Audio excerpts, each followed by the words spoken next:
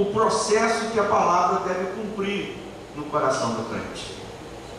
Esta prática do conhecimento da palavra de Deus, nós traduzimos isso em prática.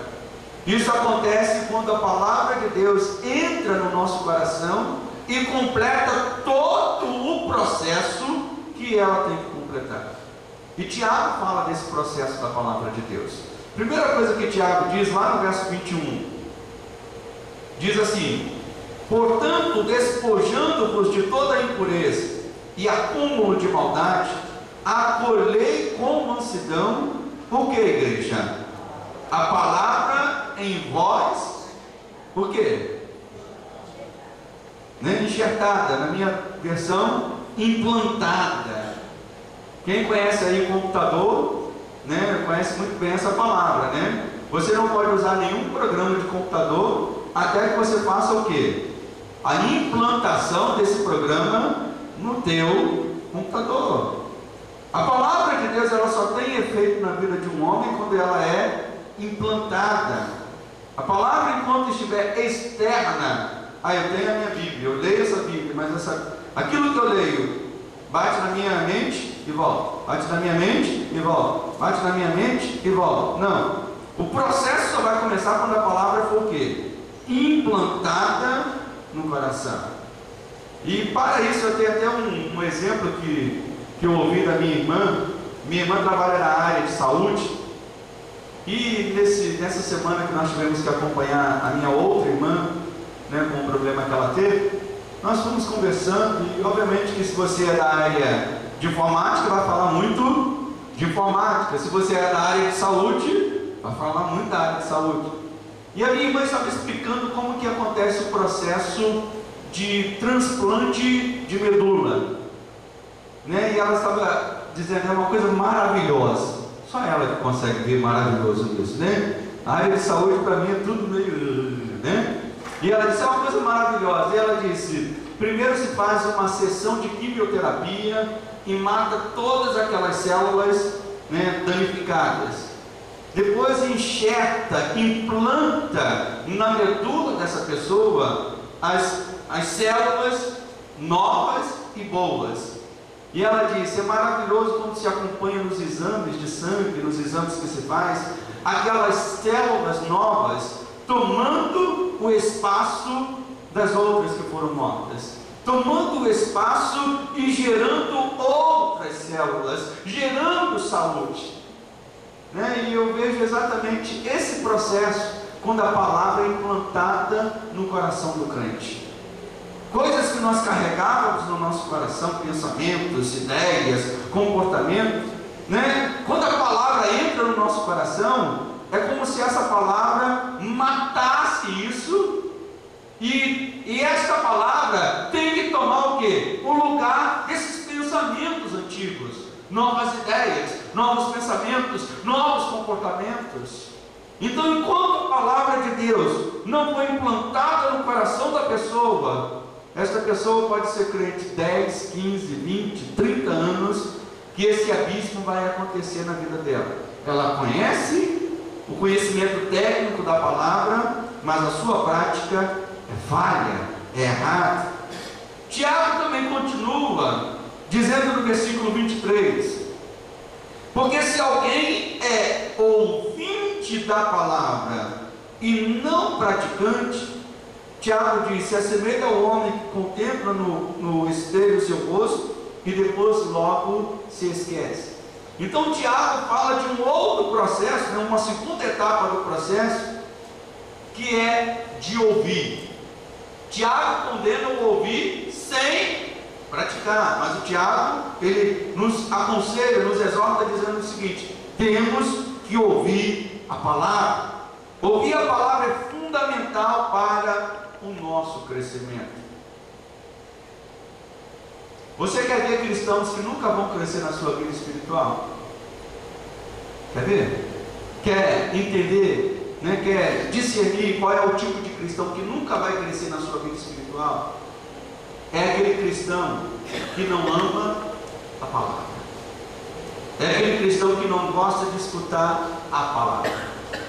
É aquele cristão que quando o pastor às vezes sobe para pregar, né? Às vezes fica conversando, fica desatento, né? Eu me lembro de, ao longo da minha caminhada cristã, de quantas vezes eu vi, quando o pastor ia pregar, pessoas que saíam para poder ficar na porta da igreja, ficar no corredor da igreja conversando. Quando uma pessoa faz disto um hábito, pode contar que esse cristão nunca vai crescer na sua vida. O cristão que cresce é aquele que agora a palavra vai ser pregada. Opa, né? Se o do lado quer falar alguma coisa, não, vamos ouvir, vamos estar atentos. A palavra nós temos que ouvir, temos que receber, temos que deixar ela crescer no nosso coração. E uma vez que a palavra é implantada, uma vez que nós estamos ouvindo essa palavra, aí Tiago diz que nós devemos o quê? Praticar. Verso 22 ele diz: tornai-vos, pois, o que, igreja? Repita comigo: tornai-vos, pois, praticantes da palavra. Diga para o seu irmão: tornai-vos, pois, praticantes da palavra. Eu gostei, recentemente, conversando com Denise, minha esposa, e ela estava me contando, né, uma boa notícia de uma família aqui da igreja, que depois de ter escutado a palavra que foi pregada numa das quintas-feiras aqui falando sobre família, é que essa família tomou a atitude de se reunir dentro de casa, separar ali um dia da semana, uns 15, 20, 30 minutos, para estarem orando e fazendo ali um mini culto, né? Um culto familiar, um culto na sua própria casa. Eu me alegrei com isso, por quê? Porque foi uma coisa que eu preguei numa das quintas-feiras. E aquela família, despertada pela pregação, decidiu o quê? Vou colocar em prática. O meu desejo como pastor, meus irmãos, é que aquilo que é pregado neste culto, seja pelo pastor, seja por um diácono, seja por um pastor visitante, ao ouvir essa palavra, e essa palavra mexer contigo, despertar dizendo, você não está de acordo com ela, que a atitude que venhamos a tomar é a atitude de quê? De colocarmos em prática. Em cada área da nossa vida, cada situação, a iniciativa do Filho de Deus é de colocar em prática. Como eu desejo que notícias e más notícias como esta me venham ao ouvido. Quem sabe, depois de ouvir a palavra desta manhã, um jovem que de repente esteja vivendo alguma coisa ilícita na sua vida sexual, possa chegar para o pastor e dizer, pastor, aquela palavra me despertou para mudar. Falou, pastor, aquela palavra me estimulou a ser fiel no meu dízimo. Mas realmente, pastor, eu estava dando uma oferta que até para a igreja poderia parecer muito boa, mas não era a fidelidade do meu dízimo, pastor. Quanto as igrejas do dia de hoje poderiam fazer até às vezes até mais, se cada membro da igreja assumisse essa fidelidade total na sua vida financeira. E um outro processo que Tiago nos ensina, ele diz lá no versículo 25, mas aquele que considera, como é que está na sua versão aí, irmã Hilda? 25, mas aquele que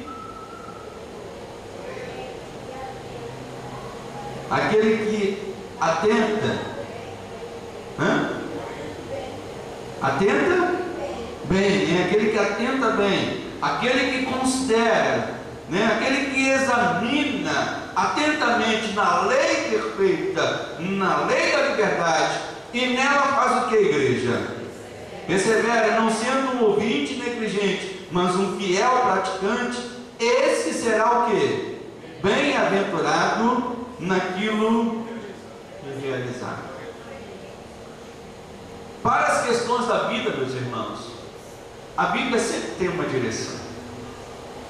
E é por isso que Tiago diz, aquele que é atento, aquele que faz como os bereanos, né, que pegam a palavra, conferem na palavra, examinam a palavra. Há muitas pessoas que trazem lutas dentro de si, embates que acontecem dentro do seu coração, mas que muitas vezes não estão dispostos a irem na palavra e perguntarem o que a palavra de Deus me diz. Como pastor, como conselheiro, muitas vezes eu tenho que dar conselho a pessoas dizendo: o que a Bíblia diz é isso. Você pode até querer fazer esta outra vontade, pode até querer tomar esta outra atitude, mas o que a Bíblia diz é isso. E Tiago diz: aquele que atenta, aquele que persevera, aquele que se torna um praticante, Tiago diz, esse será bem-aventurado em tudo que fizer. Então o processo da palavra, ele termina dessa maneira. Uma vez que a palavra foi implantada, uma vez que você ouviu a palavra, uma vez que você tem se tornado praticante da palavra, nós temos que passar na nossa vida, em tudo que nós passarmos, fazer a seguinte pergunta: o que a Bíblia me ensina a respeito disso? Eu vou examinar a palavra do Senhor, eu vou examinar o que a Bíblia me diz. Amém, igreja? Então diga para esse irmão: examine o que a Escritura lhe diz, o que a palavra lhe diz. Para concluir, como disse o pastor Ronaldo Lindório num congresso que eu fui no mês retrasado, o problema da igreja não é a falta de conhecer o que a Bíblia diz. Eu acho que a igreja hoje sabe perfeitamente quase tudo que a Bíblia diz. Nunca se teve tanta pregação como se tem nos dias de hoje. Essa semana eu fui ali na Uruguaiana, no camelódromo. Quem conhece o camelódromo lá da Uruguaiana, né? Estava andando por ali e tinha uma banca ali de coisas evangélicas, tinha uma televisão e tinha ali um DVD de pregação, um pastor pregando, né? E pessoas paradas ali ouvindo a pregação. A pregação, meus irmãos, tem chegado a diversos cantos pela própria igreja, pela internet, por DVD, na própria rua, você passa, né, como o exemplo que eu citei, a pregação. Então, o que o pastor Ronaldo Lindório disse, o que falta para a igreja do nosso tempo não é conhecimento. As pessoas conhecem a verdade. Eu digo que mais de 70% das pessoas que me procuram em gabinete, né, das pessoas que procuram um pastor em gabinete, sabem o que a Bíblia diz. Sabem qual é a vontade de Deus em referente à palavra de Deus. O que muitas vezes precisam é de uma ajuda para dizer: meu irmão, é isso que você tem que fazer. Não faz besteira não faz coisa errada não. Então o pastor Ronaldo Lindório, ele conclui dizendo o seguinte: o que falta para a igreja do nosso tempo não é o conhecimento, não é saber o que a Bíblia diz. Muitas pessoas sabem. O que está faltando para nós, como igreja desse tempo, é aproximar o que nós sabemos da nossa prática. E é por isso que Jesus soou tão estranho ao mundo da sua época, pois na sua vida ele nunca permitiu que esse abismo crescesse. Ele sempre dizia: uma coisa eu tenho para fazer, que é a vontade do meu Pai. Uma comida tenho para comer, que é fazer a vontade daquele que me enviou. Então, neste mundo, meus irmãos, nós temos que trabalhar para que esse abismo não seja real na nossa vida. Aquilo que nós cremos, aquilo que nós aprendemos, aquilo que nós pregamos, seja aquilo que nós pratiquemos no nosso dia a dia. Amém, igreja? Vamos nos colocar de pé e vamos orar ao Senhor. Vamos agradecer a Deus. Vamos pedir a Deus que esteja nos capacitando a praticar a palavra, a viver a palavra. Eu gostaria de convidar os irmãos: levante as suas mãos. Nós vamos orar e você vai pedir ajuda a Deus nesta manhã. Como eu disse, eu sei que não é fácil. Não é fácil viver a fé cristã. Não é fácil ser um jovem